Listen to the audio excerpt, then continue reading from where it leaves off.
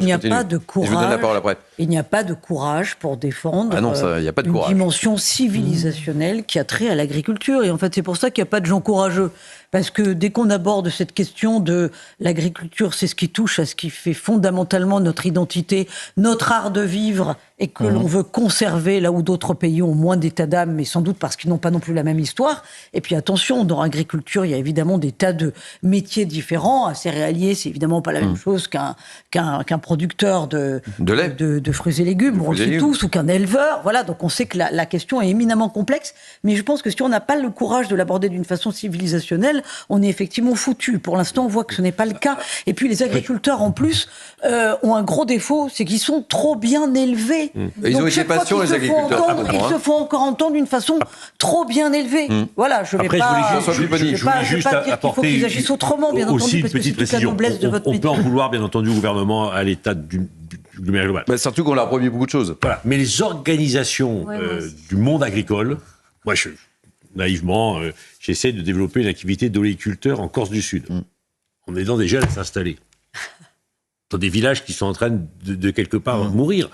Mais c'est un calvaire. C'est une galère entre la chambre d'agriculture, l'eau d'Arc, mais on y comprend.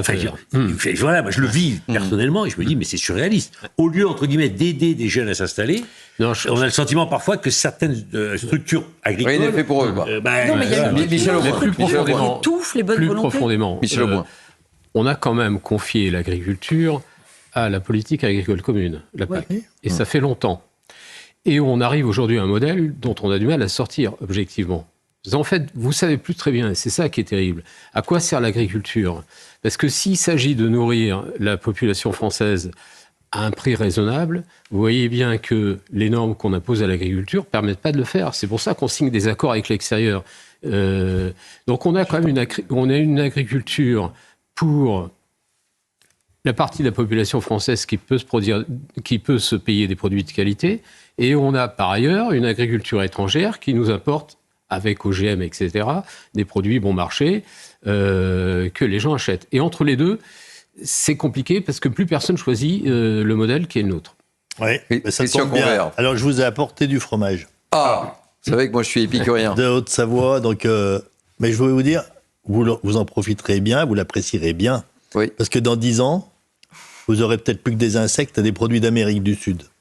Et là, vous vous direz peut-être que c'était mieux avant. Bah, c'est pour ça que je dis qu'il y a voilà. Donc à un moment, il faut savoir qu'est-ce que les gens veulent. L'histoire du prix, c'est fou. C'est fou. Il faut savoir ce qu'on veut.